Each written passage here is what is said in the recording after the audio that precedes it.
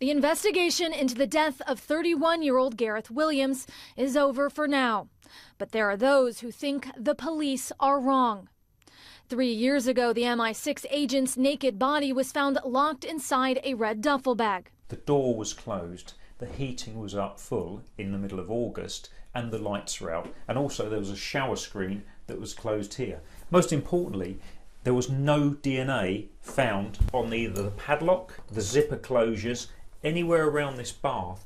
At the time, there were questions surrounding his work for Britain's Secret Intelligence Service. The MI6 codebreaker was absent for more than a week before they reported him missing. A London coroner later said it's likely someone else was involved in his death, that Williams was either poisoned or asphyxiated, his body too badly decomposed to know for sure. But after reviewing the case, Scotland Yard now says he probably did it to himself. I'm not saying that it would be easy, and I'm not saying that everybody could do it, but really the line you have to get to is that theoretically this is possible to do. Peter Falding, a confined spaces expert, strongly disagrees. He testified at the coroner's inquest that there is no way Williams could have locked himself inside the bag without leaving evidence. Using the same model of North Face bag and a similar type of tub, he shows us why. So for Gareth to actually get into the bag, he's got to step over, even if he stepped over. And he's roughly your height. I'm 5'6", he's 5'7". Okay. I'm slightly stockier build, but I've actually got to get in shoulder first into the bag. So into there, I can't actually, I've got to actually touch something to actually fall myself back. So this is quite an important thing to note. You've got to touch something. He would have had to put his feet on the end of the bath to actually slide himself into the bag. But another key here was there was a scuff mark on the bath. Now when you take the actual bag, a scuff mark was found on the bath here. So my belief is that he was lifted, he was murdered, the bag was lifted, it scuffed the top, and he was dropped into the bath. With the heating up, the decomposition fluids would actually run down the plug hole, and it would stop this smell of decomposition escaping the flat. So was this the perfect crime? This was the perfect crime. There is still forensic evidence left to examine. 10 to 15 samples of DNA found in his apartment, too small to test. Police say that maybe, one day, technology may help solve this mystery. Erin McLaughlin, CNN, London. His job was to help safeguard his country, working for the security services cracking codes. So how did he end up dead, locked in a bag in a bath? I think the big clue here is there's no forensics left around the bath surrounding it. So the bag's in the bath, there's nothing on the bag, there's nothing. His family believe that dark arts of some security services may have been involved. We investigate the detail from an extraordinary inquest. I think there's a possibility that there's been some kind of clean-up or cover-up by MI6. Today, the coroner said on the balance of probabilities, Gareth was killed unlawfully.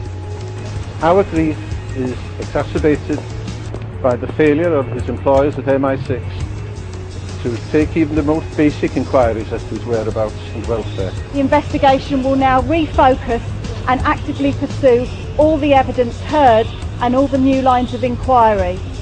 But will we ever know what happened to the MI6 officer from Anglesey?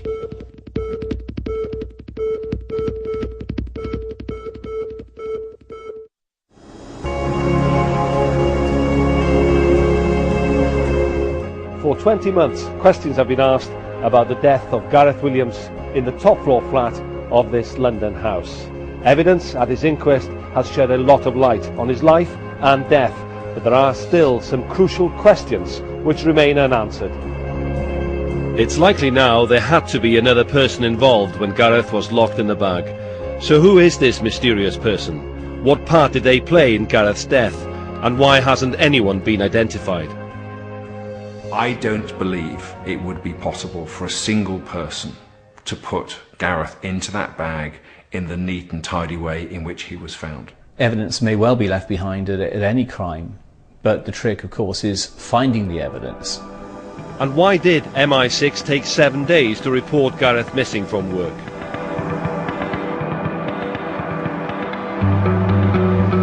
I've been looking into Gareth's death at this London flat for more than 12 months. I'm calling from BBC Wales. We're doing a programme on Gareth Williams' death, a programme called Week In, Week Out. Last year, our programme raised serious questions about the circumstances of Gareth's death, after we spoke to experts and family friends. I think that it's really important here for everything to be investigated in. My personal feeling is that probably the police have maybe hit a brick wall in terms of his personal life. Hi, how do you do? Thanks for meeting me. I also met with someone who worked undercover for MI5, and he expressed concerns about Gareth's death too. What's significant about the bag being inside the bath? To me, that would suggest someone had intended to take the body and dump it somewhere else. They've been disturbed or they've been spooked, so they haven't come back for it.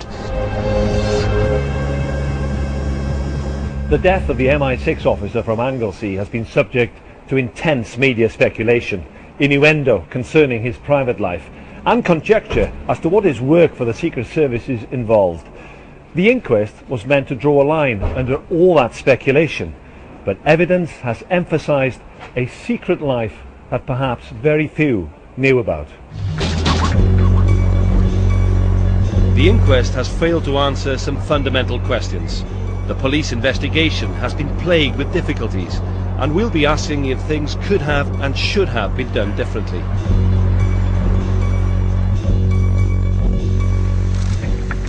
"31-year-old Gareth was laid to rest in September 2010. The head of MI6 even attended his funeral on Anglesey and described Gareth as a hugely talented person who did really valuable work in the cause of national security. Ever since then, Gareth's parents have been left wondering if that work might have had something to do with the death of their son from Valley, 260 miles away in a flat in London. It's believed Gareth was recruited to GCHQ in Cheltenham after his talent for playing online games was spotted. From GCHQ in Cheltenham, Gareth was seconded to work here at the headquarters of MI6 for 3 years. But at the inquest we heard from Gareth's sister, Kerry, who said he'd become unhappy with his job in London. He disliked office culture, post-works drinks, flash cars, competitions and the rat race. He even spoke of friction in the office. The job wasn't quite what he expected. He encountered more red tape than he was comfortable with. Kerry said that Gareth had asked to leave MI6 and was planning on returning to Cheltenham and his work at GCHQ. We met his former landlady in Cheltenham, Jenny Elliott, and she told us Gareth had called her to ask if he could have his former lodgings back. He told her he hoped to move back in at the beginning of September 2010, but he never did. His body was discovered just days earlier. Gareth, whose punctuality has been likened to a Swiss clock, failed to show up here to chair a meeting on August the 16th. It wasn't until a colleague eventually called his family that the alarm was raised, 7 days after that missed meeting. Then the police became involved. PC John Gallagher was dispatched to Mr. Williams' top floor flat on Monday, August the 23rd. The police video shot later that night shows black squares placed on the floor to prevent contamination. PC Gallagher told the inquest he found a mobile phone and 2 SIM cards laid out on a table in the living room, and his attention was drawn to a red lady's wig. By the sofa, a laptop and another mobile phone. In the spare bedroom were boxes and yellow holdalls containing £20,000 worth of designer women's clothing and shoes. Into the master bedroom, clothes were neatly piled on the bed, but a duvet and dressing gown were uncharacteristically strewn on the floor. The inquest was shown a 3D graphic of flat 4, 36 Alderney Street, and where, in the ensuite bathroom, a red North Face bag was discovered. PC Gallagher managed to lift it, but became suspicious when red liquid seeped from the bag.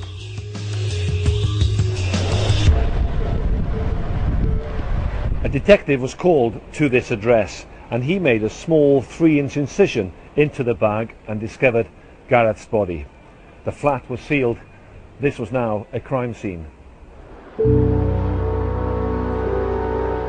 The police initially described his death as suspicious, but until they could tell how he died, they couldn't say for sure if he'd been murdered or whether there might be another explanation for his death. The post-mortem examination would be crucial. Pathologist Dr. Richard Shepherd gave evidence at the inquest, and afterwards he agreed to discuss his findings with me. And I started looking for things that perhaps my own particular experience in restraint-related deaths might have showed areas of bruising, patterns of bruising that were present, and there were none. Which leads you to conclude what? He put up no significant struggle. Of course, it's possible that he may have been threatened and forced to comply without having force applied, but in the end, an unwilling adult being forced into a bag won't slip into that bag with no injuries. They will eventually realise the danger and will begin to fight and struggle, and injuries will be caused. The question of more importance is the how that the coroner is considering. The how leading up to him being in the bag is of more significance. We can speculate on a whole series of possibilities for why he died, and it's likely that he asphyxiated. If he wasn't poisoned, it's likely that he asphyxiated. One other possibility is that Gareth was drugged or poisoned before he ended up in the bag. Toxicology results found small traces of alcohol and the party drug GHB, but they were tiny amounts that could have occurred naturally through decomposition. It's unclear, but we do know there's no evidence that Gareth used drugs, and he was largely teetotal. 3 pathologists carried out post-mortem examinations. All 3 failed to establish a cause of death. They agreed that asphyxiation or poisoning the most likely causes, but their examinations were hampered. The gaps that we had are the time that he remained in his flat and the body decomposing. That caused some difficulties. Minor scratches to the skin would have been obliterated. Other features can sometimes be very, very subtle, and decomposition will obliterate them. So that's the major hurdle we all had to jump. Another factor which accelerated decomposition was the temperature inside Gareth's top floor flat. Oddly, the heating was on in the middle of summer. We've checked weather records for London, and the average daytime temperature was nearly 21 degrees centigrade. With no definitive cause of death, the police had a problem. They began to explore other possibilities. Crucial to explaining Gareth's death is how he'd ended up being padlocked inside a bag. He was found naked in a fetal position, legs folded, hands on his chest. His face was calm. Beneath his body were the keys to the padlock. A police graphic animation shows how the bag was done up. A Yale padlock placed through the eyelets of the bag's fastener and toggles, sealing the bag tightly shut. The detective leading the inquiry said she believed a third party had been involved in Gareth's death or placing his body in the bath.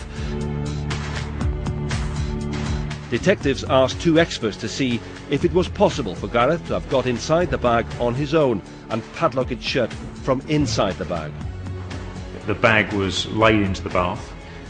I had to put my hands on the side of the bath to support my weight, bearing in mind I had to go in head and shoulder first, so I couldn't just climb in and climb down. I had to put my feet on the wall, my hands on the side to support me, lower myself into the bath, and then slide my head and shoulders in. And then I really did struggle, as you will see from videos that have been released to the media. It's very, very difficult to get in. It took me quite a while to get comfortable, and well, at no stage I was comfortable, and then close the bag as best I could in the bath.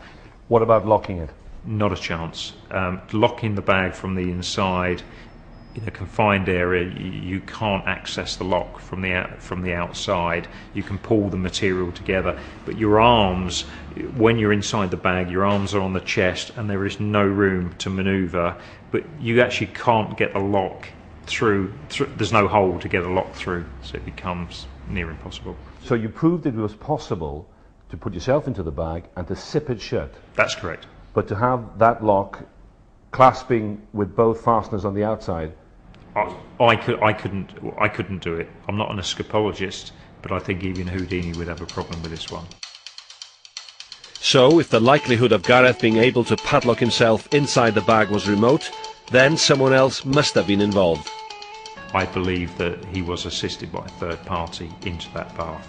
I don't believe he died in that bath. I believe he died elsewhere in the flat. And again, I go back to the forensic evidence. We've got no prints, we've got no forensics around the bath. I don't think he would think about suicide. And again, the sex game, the evidence we've seen again doesn't really come. I think it potentially murder. The police revealed at the inquest that they had found tiny fragments of DNA on the bag's zip fasteners, but they've been unable to identify who that DNA belongs to. There was also DNA on the bag handles and on a green towel, and 2 hairs found on Gareth's thumb, but forensic experts have been unable to identify any of it. Crispin Black is an intelligence analyst and a former advisor to the government. He's been following the inquest for us. There seems to be a suspicious dearth of DNA evidence. I mean, the obvious conclusion from that is that the flat has been prepared in some way, cleaned in some way. And that, you suggest, could have been done by the services? I think there's a possibility that there's been some kind of clean-up or cover-up by MI6. I mean, that's a clear possibility. I mean, one thing I'm pretty sure of, and I'm sure everybody else, when they think about it, would be pretty sure of, is that the police are unlikely to have been the first people round to that flat.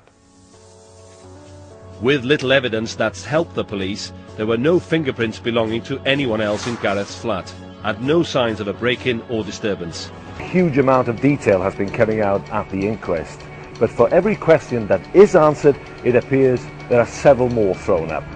But one of the key questions for Gareth's family is why it took so long for the alarm to be raised. Between August the 11th and the 15th, Gareth was spotted on various CCTV cameras shopping in southwest London, at stores including Harrods and Harvey Nichols. He'd just returned from America, where he'd attended a technical security conference in Las Vegas, and afterwards he'd holidayed in the States. Gareth had been due to chair a meeting at MI6 on Monday, August the 16th, but he didn't show up. That evening he was due to meet a colleague from GCHQ who was interested in taking over his flat, but there was no answer. 4 days later, Gareth was due at a meeting and again didn't attend. It was uncharacteristic. He'd never taken sick leave or failed to turn up for work. I find the idea that nobody knew or raised the alarm about his 7-day absence from work unconvincing, indeed unbelievable. I mean, think of what we're being asked to believe, that somebody on attachment to the UK's Foreign Intelligence Service, living in a flat a few hundred yards from its headquarters, can just not turn up to work for a week, and nobody appears to be concerned or worried. Gareth's line manager at MI6 gave evidence at the inquest from behind the screen and was identified only as Witness G. He admitted Gareth's failure to turn up for work on Monday, August the 16th was unusual. By Friday, he checked the list of suggested actions for such an eventuality, which included calling hospitals, but he did nothing. It wasn't until Monday, the 23rd of August, that Witness G spoke to Gareth's sister, and the police were finally called by GCHQ. I wanted to report one of our members of staff who lives and works in London is missing. Despite repeated failures to raise the alarm, Witness G was never disciplined. A senior manager at MI6 apologised and admitted the delay in finding Gareth's body would have hampered the police investigation. Well, the delay, I think, screws up the forensic evidence. And we've heard from, a number of pathologists, and they are all pretty inconclusive or have slightly different opinions. And or at least one of them says it's quite difficult to test for various substances after a body has been in a bag for so long in a heated flat. I think normal people reading about this inquest or attending it would come to the same conclusion as me. Somebody has interfered with the evidence, so we're not seeing the full picture.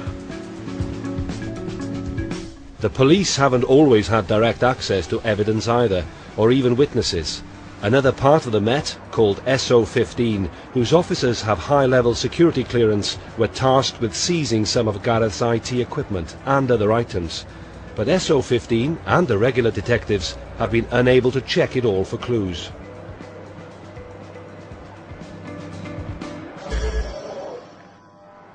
Also, it was SO15 who interviewed Gareth's colleagues at GCHQ and MI6, not the officer leading the investigation at the Met.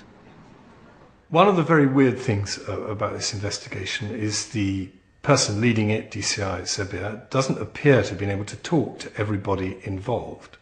I think she's had to take things on trust. Some of the statements given appear to have been not entirely accurate.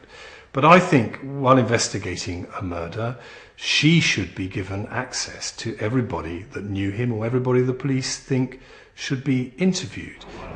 Detective Superintendent Michael Broster of SO15 told the inquest there was no evidence linking Gareth's death to his job at MI6. But on the last day of evidence at the inquest, Detective Superintendent Broster admitted someone from MI6 could have been involved in Gareth's death. Let's examine what we do know about Gareth's work. Gareth was a crypto-analyst or a code-breaker. He'd won awards for his work at GCHQ, which had been described as world-class. On secondment to MI6, he was operationally active in the UK as part of a four-man team. He did have clearance to access sensitive information, but was considered a low risk. He's brought from the country attached to MI6 and just left alone. Now, that's A, not good man management, and B, if I were a person, an enemy of this country, seeking access to SIS, I'd be on the lookout for vulnerable young men who are brought here to accomplish very secret technical tasks and are just left. A small number of times Gareth had accessed MI6's database without authorization. The details were not revealed, but an anonymous witness from MI6 said Gareth theoretically could have been vulnerable to hostile and malign parties, but there was no evidence of that. But what about Gareth's state of mind when he died? This is the call to the police reporting Gareth missing. Is there any concerns with Gareth, with like mental health state or anything like that? Has he had any problems that you're aware of? He is going to be coming back to Cheltenham because he's just been pulled back from a job that he had hoped to do. Right. We're not quite sure how he's taken that news. But at the inquest she contradicted herself, claiming she didn't know of any concerns about Gareth's welfare. And he did appear to be planning for the future. We know that Gareth had been due to meet his sister Kerry 2 days after his body was found, and he'd been planning a walking or hiking trip to Switzerland. With so many inconsistencies in what we know about Gareth, it's made the Metropolitan Police's job even harder. They've investigated red herrings, reports of callers to Gareth's flat who turned out not to be significant, and detectives also thought they had a definite forensic lead which could have helped identify a mystery person involved. A partial DNA profile was found on Gareth's hand. For 18 months, police hoped this could provide an important breakthrough in their investigation. But the company analysing the DNA, LGC Forensics, had made a mistake. It turned out that the DNA actually belonged to a scientist involved in the case. LGC declined to be interviewed, but we spoke to a forensics expert who said the false hope given by that DNA could have impacted on the investigation in the early stages. It can mean that instead of looking in one direction, you're looking in another. You think you've got a particular lead which isn't real, So that can cause problems. But in a case like this, where the police are particularly patient and the laboratories involved are doing as much as they can to look at the evidence as closely as they can, ultimately there probably wasn't much overall impact in this particular case. So what do we know about the crime scene? Fragments of DNA have been found, and it appears at least 2 people have been in Gareth's flat. But we don't know who, and we don't know when, and it appears almost impossible that Gareth locked himself in the bag. It's possible that the other person who was there, if there was another person there, was forensically aware. In other words, they were taking precautions to avoid leaving any kind of trace evidence behind them. It's also possible that the person wasn't necessarily forensically aware, but they were just lucky. The police investigation has been hampered by delays and missed opportunities. It's meant vital evidence has been lost or unavailable to them, but there's still a chance of a breakthrough. After 8 days of sometimes painful evidence, today Gareth's family arrived to hear the verdict of coroner Fiona Wilcox. One by one, she debunked various theories. During a 2-hour verdict, the coroner said on the balance of probability Gareth was unlawfully killed, but delivered a narrative verdict because of insufficient evidence. But she also said she was satisfied a third party locked and placed the bag containing Gareth into the bath. In her summary, she said she believes this was criminally mediated. I've always been satisfied that a third party may have been involved in his death, and the coroner has confirmed that in her finding today. The inquest has raised several new lines of inquiry, and the investigation will now refocus and actively pursue all the evidence heard and all the new lines of inquiry. Our grief is exacerbated by the failure of his employers at MI6 to take even the most basic inquiries as to his whereabouts and welfare, which any reasonable employer would have taken. We are also extremely disappointed over the reluctance and failure of MI6 to make available relevant information. We should like to ask the Metropolitan Police Commissioner Hogan Ho to look into and review how this investigation will proceed in the light of the total inadequacies of the SO15 investigation into MI6 highlighted during this inquest. Gareth was and always will be a special and adored son and brother. We miss him every single day and cannot describe the depth of the sorrow his absence leaves in our lives. We love you, Gareth, and will treasure your memory eternally. It's been an extraordinary inquest. Gareth's family have had to listen to disturbing and intimate evidence as every aspect of his life has been picked over. Gareth Williams, whose body was found in a padlocked bag in his London flat, has been told he was once found tied to his bed. The role of MI6 has been questioned. The delay in raising the alarm when Gareth went missing.